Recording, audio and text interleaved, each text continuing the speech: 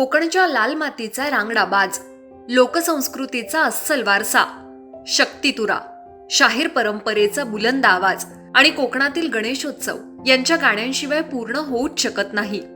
रायगड भूषण शाहीर रामचंद्र घाणेकर बुवा यांचं मंगळवारी त्यांच्या राहत्या घरी निधन झालं. त्यांच्या निधनामुळे रायगडसह कोकणातील शाहिरी कलाक्षेत्रावर शोककळा पसरली आहे. शाहीर रामचंद्र घाणेकर हे मूळचे रायगड जिल्ह्यातील तळा तालुक्यातील पडवण येथे रहिवासी होते.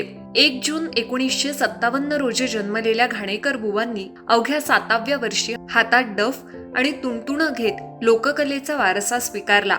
शंभूराजू घराण्यातील शिवराम विठोबा यांच्या शिष्य परंपरेत त्यांनी शाहिरीचे धडे घेतले आणि आयुष्यभर शक्तितुरा परंपरेचे जतन, संवर्धन आणि प्रसार करण्यासाठी स्वतःला वाहून घेतलं. गावोगावी फिरून त्यांनी शाहिरीच्या माध्यमातून समाज प्रबोधन, इतिहास, अध्यात्म आणि सामाजिक जागृतीचा संदेश लोकांपर्यंत पोहोचवला. सन 2020 मध्ये त्यांना अर्धांगवायूचा तीव्र झटका आला होता. त्यानंतर मुंबईसह विविध ठिकाणी त्यांच्यावर उपचार सुरू होते. प्रकृती खालावत असतानाही लोककलेची ओढ त्यांनी कधी सोडली नाही. रंगमंचावर विरोधी बारीला आपल्या खड्या ओजस्वी आवाजानं उत्तर देणारा हा शाहीर शेवटपर्यंत कलासेवेच्या विचारांशी एकनिष्ठ राहिला.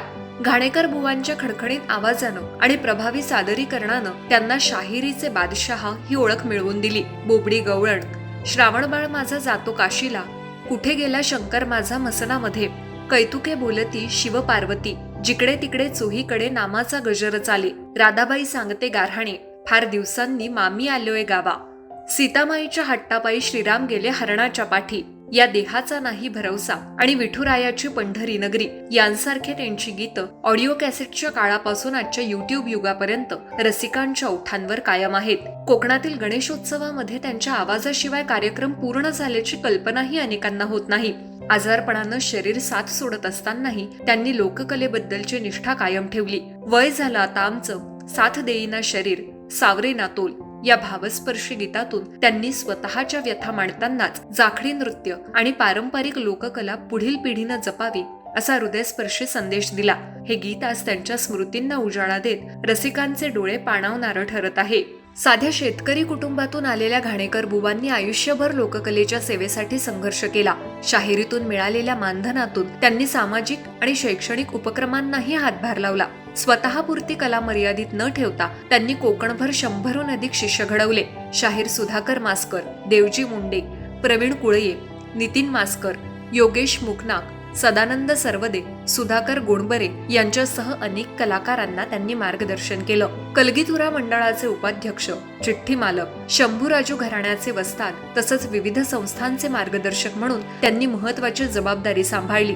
त्यांच्या प्रदीर्घ योगदानाची दखल घेत त्यांना रायगड भूषण, कलगीतुरा उन्नती भूषण आणि कलगीतुरा रत्न यांसारख्या प्रतिष्ठेच्या पुरस्कारांनी गौरवण्यात आलं होतं. मंगळवारी दुपारी पडवण येथे शोकाकुल वातावरणात त्यांच्या पार्थिवावर अंत्यसंस्कार करण्यात आले.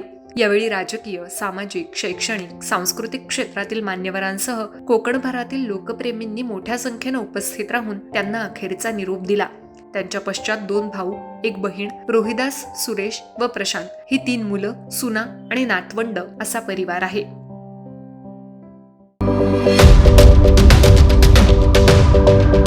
यूट्यूबवर सुद्धा रायगड टाइम्स सर्च करा आणि पहा रायगडच्या कानाकोपऱ्यातील प्रत्येक बित्तम बातमी. आणि हो, लगेच सबस्क्राईब बटनवर क्लिक करायला विसरू नका. रायगड टाइम्स, आपलं चॅनल, आपला आवाज.